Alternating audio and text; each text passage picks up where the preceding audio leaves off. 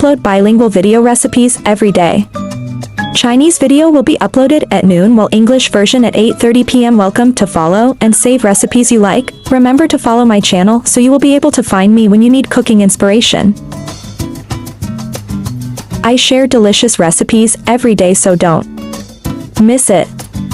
Thanks for watching. See you in next video, yeah.